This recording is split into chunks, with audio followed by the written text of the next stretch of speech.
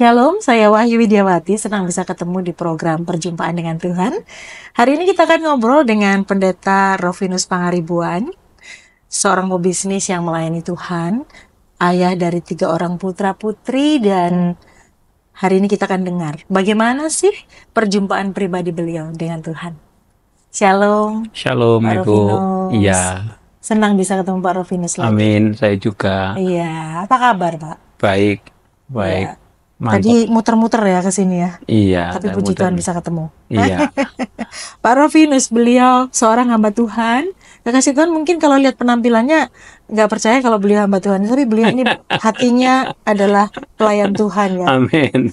Di mana saja, kemana saja Tuhan suruh untuk melayani, beliau berangkat. Betul ya Pak ya? Amin, Ya. betul. Ya. Ini sering pelayanan ke desa-desa juga Pak ya? 90%. 90% pelayanan ke desa-desa. Ke desa-desa. Oke. Iya. Dulu beliau bukanlah orang yang seperti ini. Betul. Boleh tahu Pak Rovinus dulu seperti apa? Ya, menjijikkan. Menjijikkan. Iya. Menjijikkannya itu seperti apa? Jadi begini. Saya Sebentar, lahir terlahir. dan besar di Surabaya atau di Saya lahir Kampung halaman? Saya lahir di Medan. Tapi hanya kelahiran aja di sana. Setelah itu merantau ke Aceh. Usia berapa? Usia ya mulai dari kecil sampai kelas 1 SD. Ya tahulah masa-masanya gam. Oke. Ya menikmati hidup di tengah hutan di sana. Bersama orang tua ya? Ya bersama orang tua. Setelah itu saya ditarik kakak kembali ke Medan untuk sekolah. Sampai kelas 4 SD. Kemudian ditarik kakak lagi ke Surabaya. Nah, sejak itulah Jadi di saya Surabaya tinggal ikut kakak? di Surabaya. Berapa bersaudara Pak? Ada 8 8? bersaudara, 4 Bapak nomor? wanita, 4 laki-laki, saya yang paling kecil, Bungsu. bungsu. Ya, Wow, jadi luar saya biasa. sejak SD kelas 3 itu udah nggak pernah tahu orang tua. Sudah Enggak, waktu itu masih ada teman. Masih ada? Iya, teman Cuman saya ikut harus kakak? ikut kakak ke Surabaya. Terus akhirnya orang tua meninggal. Ya saya ada di Surabaya. Oke. Orang tua meninggal di kampungnya. Di kampung. Oke. Nah, itulah yang membuat masa-masa saya kelam ya. Kenapa? Karena tahu sendiri sejak saya di SD itu, sejak saya ditarik kakak itu, saya tidak pernah yang namanya menikmati pergi ke gereja. Padahal Kristen dari kecil. Padahal Kristen, ya. Tidak pernah menikmati gereja, yang namanya sekolah minggu nggak pernah, apalagi setelah di Surabaya. Lebih parah lagi, karena saya tinggal di daerah Surabaya, termasuk yang lokasi kumuh, di Wonokromo, Pulau Tegalsari. Yang pemirsa Tahu Pulau Wonokromo itu ya sebelahnya kali Jagir itu. Jagir itu, nah itu. Ya, Jadi tiap hari main di kali gitu. Ya nggak mainnya di kali, tapi mainnya ke Terminal Joyoboyonya. Oh iya. Ya, jadi gumbul dengan copet, saling merampok, ya semua gumbul Dari di kecil? situ. Ya, mulai kecil. Nah, otomatis dunia saya dunia gelap di situ. Karena itulah saya juga mengalami yang namanya saya pernah nyemir sepatu, saya pernah ya jualan koran, kan gitu. Nah itu. Nah, dalam dunia itu saya nggak pernah menikmati yang namanya sebagai orang Kristen itu bagaimana, nggak tahu. Kakak Gereja fine-fine itu aja ya, kakak? ya sama aja kan, Sama dia aja. hidupnya Oh, ya sama oke. aja kan di pinggir jalan. Iya. Ya tuh di pinggir jalan ya. Sama aja, jadi nggak ada namanya. Ya saya sekolah di sekolah di Kristen. Ya, sekolah Kristen. Sekolah Kristen gitu ya. Konyolnya di situ juga gitu loh. Cuman ya itulah. Iya. Nah, Tapi hidupnya sehari-hari di jalan ya? hidup hari-hari di jalan ya, di jalan. Nah, gitu. Sampai umur berapa, Pak? Sampai akhirnya saya selesai SMP, terus STM ya sama. Jadi kalau anak-anak sekarang yang katanya geng motor, sudah ke biasa sekolah, dulu ya. sekolah bawa gear motor, sepeda motor, sangu rantai, iku pangananku. Waduh. Dulu biasa begitu ya. Iya, Tawuran gitu 50 tahun yang lalu udah saya alami itu Iya. gitu loh, tawuran. Lah pernah lagi yang paling konyol itu saya ke sekolah ini kan ke STM ya, nggak boleh nyebutkan nama ya, nama sekolahnya ya. Nah saya turun kayak STM pulang pergi naik gandol. Oh, gandol, nggak bayar ya? Nggak bayar, naik truk, naik pickup ya itu ya. Tiap hari? Tiap hari, tiap hari. Oh, iya. Tiap hari lah. Suatu hari begitu saya turun dari gandol itu ternyata musuh saya udah nungguin gitu loh. Udah nungguin dia, oh anak ini biasa turun di sini. Gitu. Emang jadi, dulu Bapak gimana? Berani gitu, suka berkelahi? Ya tawuran ya, namanya kita anak STM ya, zaman dulu ya. Dulu STM, sekarang SMK ya. Nah, jadi kalau kenakalan anak sekarang itu ya sama kita nggak ada apa-apanya. Gitu. Oke, ketika Bapak turun, kemudian ada turun, ada musuh ya itu langsung. Saya sendirian. Ya Bapak sendiri? Sendirian, waktu itu mungkin ada 10 itu. 10? Ditawur, itu salah satu pisau apa itu? Apa ya? Celurit ya. Celuritnya mancep di kepala itu. Mancep kepala ya ditarik aja ya udah nggak diobati dewe nggak dibawa ke rumah sakit. Terus Bapak ditinggal begitu saja? Iya ditinggal sama mereka diantem ya pokoknya. Nggak ada yang berani nolongi. Oh dihajar habis-habisan ya kayak gitu. Waduh. Nah itu ya kayak gitulah nakalnya. Iya. Nah, tetapi ada satu prinsip di saya. Saya tahu bahwa orang miskin itu nggak enak. Karena itulah di hati kecil saya tetap berkata, saya mau pingin jadi orang berhasil. Nah itu, sehingga saya tetap sekolah nakal tapi belajar saya hebat. Oh, oke. Nah, sehingga saya menjadi the best student. Wow. Kondisi kayak gitu saya bisa jadi the best student satu sekolah loh. Satu sekolah ya, luar biasa. Satu sekolah, iya. Jadi STM misalnya kelas 1 gitu ya. Dari semua jurusan itu saya juara satunya. Wow. Diurut mungkin ada 500 siswa, saya nomor satunya. Itu anak-anak yang herannya di situ. Berarti ini orang bajingan tapi kok juara. Semboto gitu ya. Iya, ini orang bajingan tapi pintar. Bisa juara. Juara umum kan gitu loh. Nah, itu. Nah, itu tetap tertanam dalam hati saya. Nah, singkat cerita, akhirnya saya lulus. Kebetulan karena saya pinter, anak-anak ini butuh bimbingan toh, anak kelas 3 ini. Nah, sehingga mereka setiap guru nggak ada, saya yang diminta jadi asisten ngajar. Oh ya. Nah, terus bagian lagi mereka kursus sama saya. Saya privatin, bimbel. Nah, saya dapat uang dari situ. Untuk biaya sekolah. Saya nggak jualan koran lagi, tapi saya dari situ. Nah, dari situ saya buka kursus kecil-kecilan. Akhirnya pada satu kesempatan saya nggak tahu caranya itu kenapa, gimana. Saya bertemu dengan seorang yang dosen bahasa Inggris, orang asing langsung. Nah, dari situ saya belajar bahasa Inggris. Belajar bahasa Inggris. Nah, dari situ saya belajar bahasa Inggris dan akhirnya saya melamar di salah satu institusi di Surabaya ini. Ya, kemudian saya jadi karyawan di sana. Singkat cerita, STM itu ya? STM ya? Iya, singkat cerita, saya menjadi orang kedua di perusahaan itu, di institut salah satu lembaga itu. Iya toh. Karena dipercaya ya Pak? Karena dipercaya. Itu masih nakal nggak itu? Masih berkelahi nggak itu? Ya masih, tetap masih. Artinya gini, ya kenakalannya udah beda. Kenakalannya sudah beda karena udah punya duit. Oh ya. Jadi nakalnya apa setelah punya duit? Ya cenderung tahu sendiri laki-laki kalau punya uang, nakalnya kan sudah tahu lah kemana larinya ya kan. Nah itu. Tapi saya bukan penjudi, tapi saya perempuan begitu? Ya kurang lebih begitu ya. Ya pacar lah ya, bukan ke lokalisasi pacar lah. Jadi pacarnya banyak nih ceritanya. Nah ceritanya gitu. Kan udah punya duit nih. Nah akhirnya tapi tetap nggak pernah ke gereja. Nah suatu hari gini. Yang kenapa saya nggak ke gereja waktu itu gini, ada batu sandungan sebetulnya. Kenapa Pak? Jadi saya tinggal di salah satu rumah pendeta. Ya toh, kebetulan saudara. Nah, anehnya mereka ini, pendeta ini sering ngumpul di sana, tapi mereka main judi. Oh. Jadi setiap Sabtu atau hari-hari tertentu, khususnya Sabtu malam Minggu, mereka ngumpul, mereka main kartu, main duit. Namanya orang Batak. Iya. Ya toh? Namanya main joker karu lah istilahnya itu waktu itu. Ya toh? Iya. Loh. Terus kemudian mereka Bapak bilang, heran aja, ini pendeta mau main gitu loh, ya? besok mereka mau Khotbah. Loh, malam ini loh mereka saya main kartu kan gitu loh kan. Akhirnya ada salah satu pendeta itu bilang waktu itu ke saya, kamu nggak ikut CD gitu loh. Nah, jujur prinsip hidup saya waktu itu, money is number one. No God. Iya. Enggak Tuhan. Terus saya bilang, apakah gereja bisa kasih saya kekayaan? Saya bilang gitu.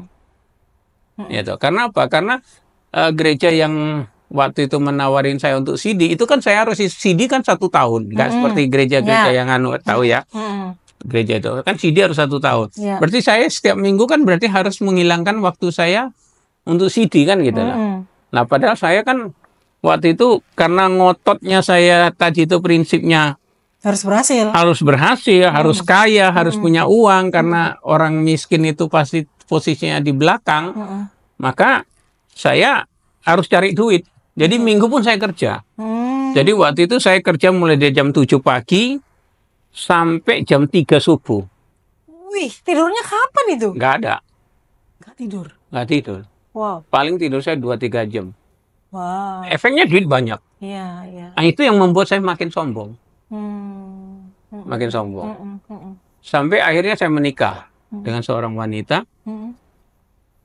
Dia baik, sangat baik, dan sampai sekarang dia adalah istri saya. Dia anak Tuhan juga? Enggak, dia dari seberang. Dia dari orang yang tidak percaya dia. Nah, kemudian menikahnya di gereja? Enggak. Oh, enggak. Enggak, saya enggak gereja. Saya bilang karena saya enggak ngerti tentang gitu-gitu gitu ya. Prinsip saya sama. Yang penting saya senang menikah gitu aja. Pokoknya prinsipnya ya Tuhannya orang itu kan sama gitu lah. Waktu itu ya. Gitu. Karena jadi karena saya akhirnya saya menghalalkan semua cara bagaimana supaya saya sukses, bagaimana saya supaya kaya kan gitu. Jadi semua saya halalkan. Termasuk saya harus bertapa. Termasuk saya harus koleksi keris, koleksi jimat-jimat, ngumpulin dukun-dukun. Jadi nggak ada istilah gereja, nggak ada namanya Tuhan. Kan gitu loh. Jadi kemana orang bilang ada tempat orang sakti di sana, ya saya datangin. Supaya kaya. Lu bisa nggak ngasih saya kerjaan? Lu bisa nggak ngelancarin saya kerjaan gitu? Dan memang kaya waktu itu? Kaya. Secara finansial iya. Secara finansial iya, berkecukupan, sangat berkecukupan. Nah, akhirnya tidak ada pikiran untuk Tuhan. Jujur nggak ada untuk Tuhan. Nggak ada. Sama sekali nggak ada. Nah, kapan saya mulai mengalami perjumpaan dengan Tuhan? Nah, ketika waktu itu saya ngerjakan saya termasuk waktu itu karena keberhasilan itu, akhirnya saya punya usaha, dan akhirnya saya punya kontraktor. Saya akhirnya kerja kontraktor. Karena kerja saya yang lama di institusi itu, saya keluar. Karena waktu itu begini, kan saya sudah pada puncak karir. Terus saya bilang ke bosnya, bos, bagaimana supaya kita karyawan di sini itu nyaman, kita ikut saham di perusahaan ini. Nah, bosnya nggak ngasih. Saya waktu itu masih usia muda, masih usia 23 kalau enggak salah. 22 kalau enggak salah. Saya sudah posisi orang kedua. Di atas saya udah nggak ada lagi. Ya, tempat saya nendang dia kan gitu loh. Nah, gitu loh. Itu salah satu kelicikan saya sebetulnya. Kalau dia berani jual sahamnya dia, nah saya kan ikut pegang saham. Yang lainnya pegang saham. Berarti dia kan nggak 100% pemilik kan gitu loh. Itu sudah kelicikan saya sebetulnya gitu. Setelah keluar dari sana, akhirnya keluar, saya buka usaha sendiri. Berhasil juga? Berhasil. Pakai kuasa-kuasa yang tadi? Iya, pakai kuasa-kuasa tadi berhasil. Pakai kuasa-kuasa kegelapan. Pakai kuasa kegelapan itu tadi berhasil. Dan memang berhasil ya. Dan berhasil. Secara finansial berhasil. Akhirnya pada satu titik Indonesia mengalami TMP, namanya Time Money Policy, Krismon 98. Nah, waktu itu semua uang saya dan ada di proyek. Dan waktu itu saya salah satu rekanan di salah satu BUMN. Nah, ketika saya sedang ngerjakan proyeknya dia besar, tiba-tiba pemerintah waktu itu mengeluarkan suatu instruksi bahwa semua proyek yang tidak bersifat emergensi dihentikan. Wow. Padahal duitnya sudah masuk ke situ semua. Duit saya udah masuk di situ semua. Aduh. Dan supaya saya dapat duit, saya punya aset semuanya masuk di bank. Salah satu bank swasta untuk mendapatkan bank garansi. Iya toh. Nah, akhirnya karena itu dihentikan, lah supplier yang sudah masukin barang ke saya kan, saya harus bayar. Mereka nggak mau tahu ya? Mereka nggak mau tahu, kan gitu loh, nggak mau tahu. Nah, akhirnya mereka nuntut untuk saya bayar. Akhirnya saya nggak bisa bayar. Saya bilang saya juga kecekik kok. Kalian kecekik, ya udah sama-sama kita cekik-cekian gitu. Iya toh, gitu. Nah, ternyata bank yang tempat saya untuk menaruh aset ini itu disita bank juga gitu loh. Jadi jeruk makan jeruk. Dalam itu Pak. Iya toh, uang saya taruh di bank. Nah, banknya dia juga disita kan gitu loh. Nah, tapi waktu itu pimpinan bank itu ngomong ke saya, Pak Rufinus, bankku ini disita, asetmu cepet ambilin, gitu loh, cepet ambilin, gitu loh. Nah, saya coba pokoknya terserah, jualan aja wis pokoknya. Nah, waktu itu saya iklankan semua waktu itu surat kabar pada zaman itu ya. Kembali saya nggak boleh ngomong ya. Iya, nggak boleh sebut. Ya, nggak boleh sebut ya. Semua surat kabar waktu itu iklannya saya masukin 1 bulan tiap hari. Tapi siapa yang mau beli waktu itu dolar tiba-tiba meledak jadi 17. Iya, betul. Dari 1.700.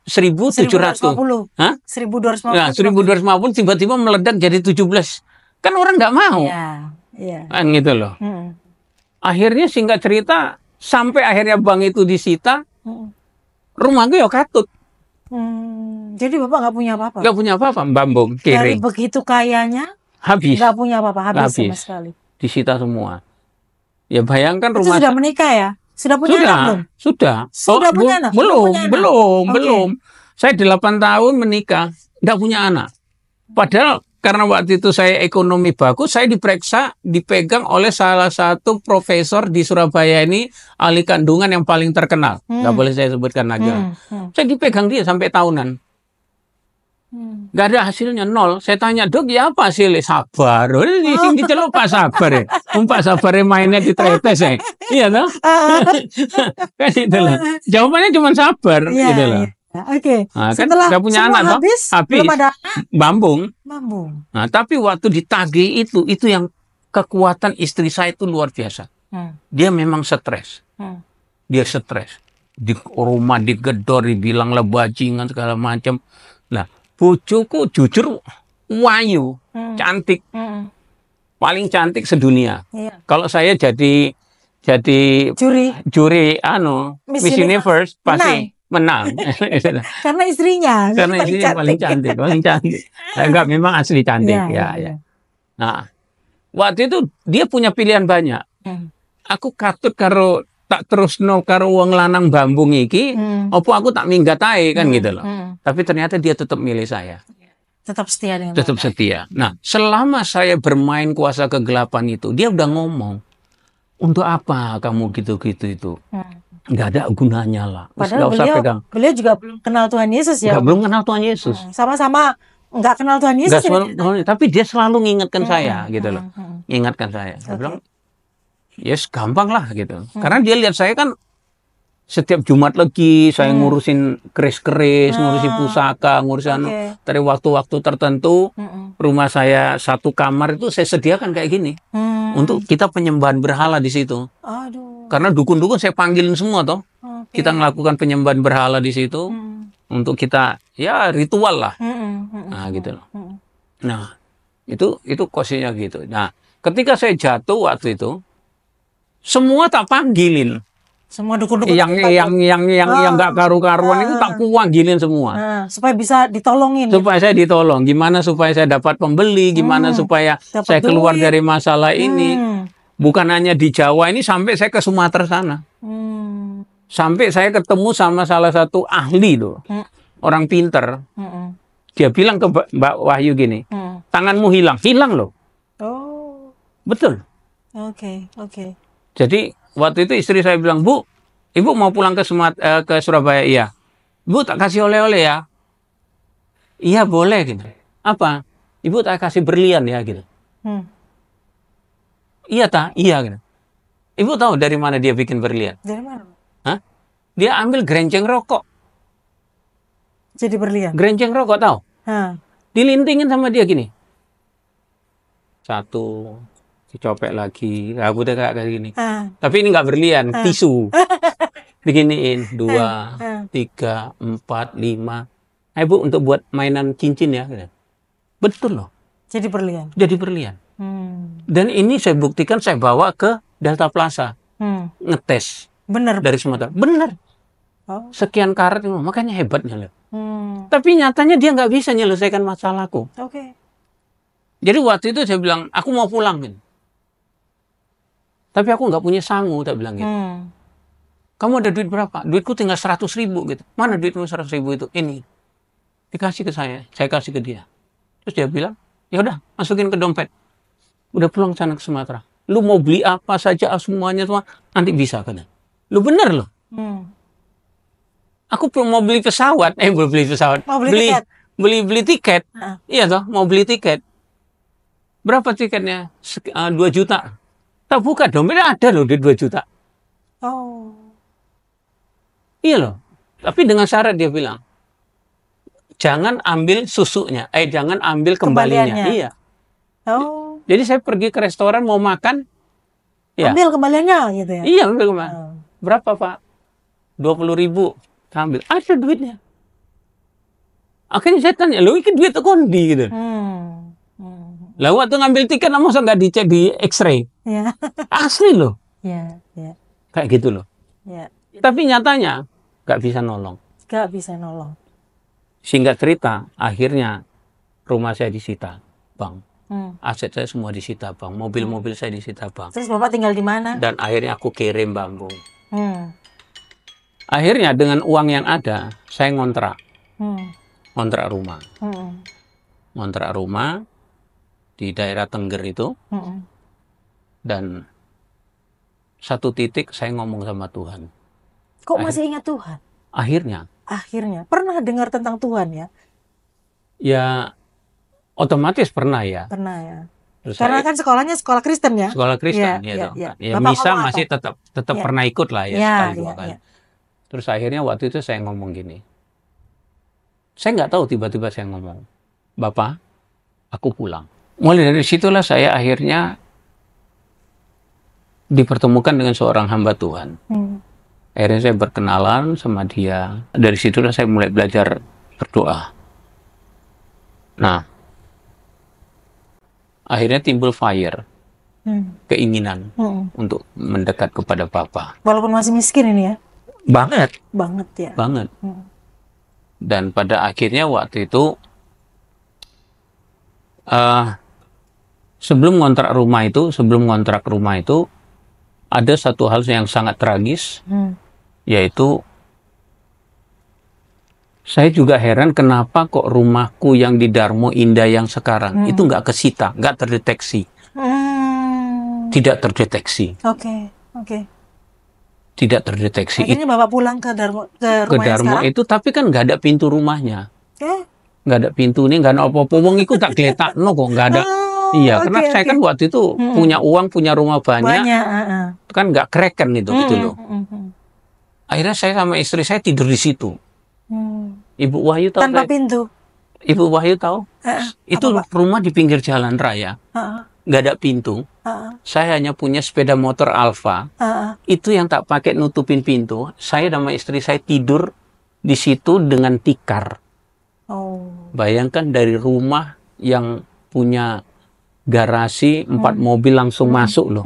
Dengan sekarang langsung saya tidur di rumah tanpa pintu. Di rumah tanpa pintu, tanpa tempat tidur, di lantai. Pinggir jalan. Dan itu istri saya mau menerima loh kondisi hidup.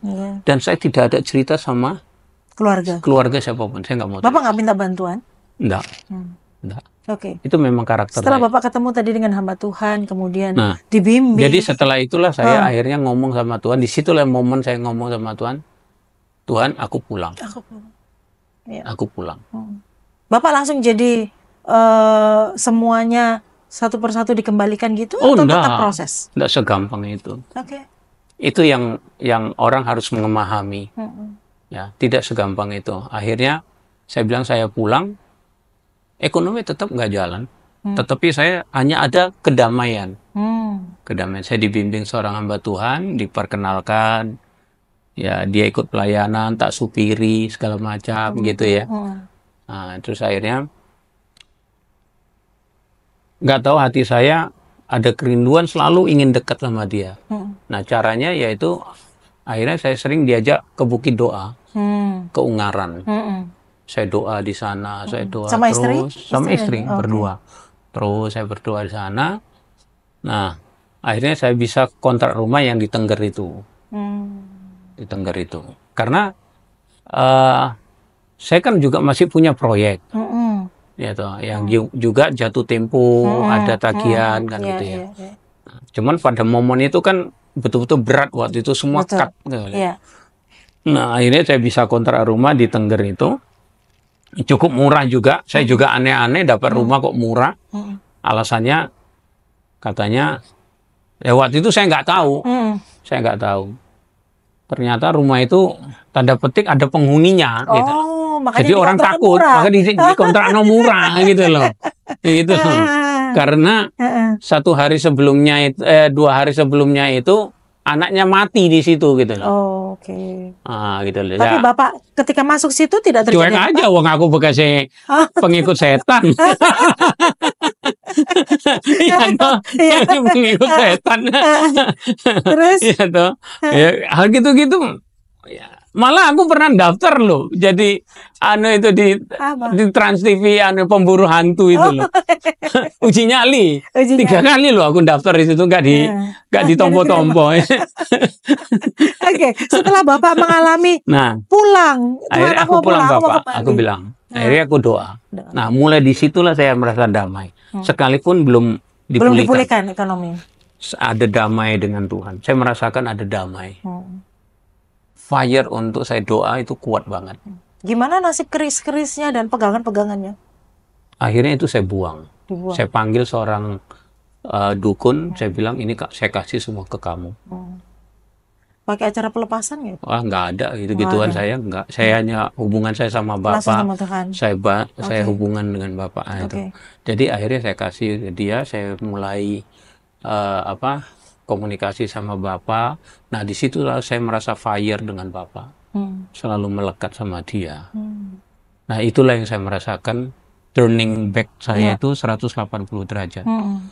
Ya, jadi semua karakter saya, penyembahan berhala saya, semua saya cut. Saya udah nggak mau lagi sentuh mereka gitu. Saya nggak mau lagi karena saya tahu semua itu akhirnya itu adalah tipuan ternyata. Dan tidak bisa memberikan damai sejahtera. Nyata kan? Nyata. Nah, 8 tahun saya menikah, dipegang seorang profesor. Ya, tidak menghasilkan apa-apa. Uang saya hanya dihabiskan. Tetapi ketika saya dekat sama Bapak, ketika saya membangun keintiman dengan Bapak, ketika saya mengalami perjumpaan dengan Bapak, sekalipun bukan face to face. Iya toh. Tapi aku tahu dia ada di hatiku gitu loh.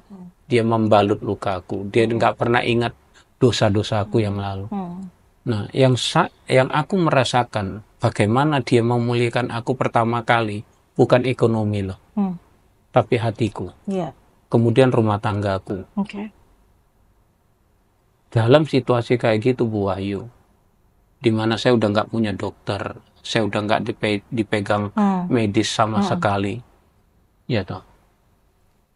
3 bulan setelah saya mengalami perjumpaan dengan Tuhan, tiba-tiba istri saya hamil. Wow, puji Tuhan. Setelah 8 tahun menikah? 8 tahun menikah. Luar biasa. Itu loh. Iya. Itu perbuatannya siapa gitu. Kalau bukan Tuhan nggak mungkin, Pak. Nggak mungkin. It's impossible. Ya, oke. Itu loh. Nah. Kekasih Tuhan, Bapak Ibu yang menyaksikan apa yang disampaikan Pak Rovinus tadi, hanya satu nama yang bisa menolong kita. Pak Rovinus, sebagai closing statement, Iya. ada begitu banyak proses yang dialami Pak Rovinus ya. Mungkin di lain kesempatan ya, Iya. kita akan berbagi dengan Pak Rovinus. Itu masih fase pertama. Masih fase pertama itu. Iya. Ya, apa yang bisa Bapak sampaikan kepada pemirsa yang mungkin sedang mencari kedamaian, Iya. ingin kaya seperti Bapak, apa yang bisa Bapak katakan kepada mereka? Ya, jadi begini. Anda bisa mendapatkan kekayaan di luar Kristus. Bisa. Saya ngalami. Tapi Anda tidak bisa mendapatkan damai sejahtera di luar Kristus. Ya. Harta yang saya miliki waktu itu di luar Kristus tidak mendatangkan damai sejahtera bagi saya. Kenapa? Karena volume saya berantem sama istri pun sering kali gitu loh. Ya toh. Yang kedua, membuat kita akhirnya sombong tadi saya bilang. Sombong. Nah, tapi ketika kita sadar bahwa yang kita dapatkan itu karena kasih karunia Tuhan dari Tuhan Yesus, akhirnya membuat saya ya tidak bisa untuk sombong hati gitu loh.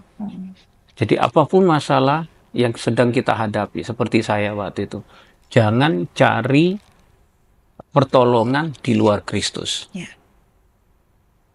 Pertolongan di luar Kristus itu selalu meminta timbal balik. Itu Bu Ayu yang saya rasakan. Kita harus membayar sesuatu. Tapi di Kristus, di dalam Tuhan, waktu aku bertobat loh, aku kan tadi saya bilang, nggak ada sesuatu hal yang Tuhan tuntut dari saya loh, nggak ada loh, nggak ada loh, nggak ada. Jadi pemirsa, kalau Anda membutuhkan pertolongan, jangan cari pertolongan di luar Kristus. Betul. Hanya Kristus yang bisa menolong Betul. Anda. Saya Wahyu Widiawati pamit, kami pamit, sampai jumpa kembali.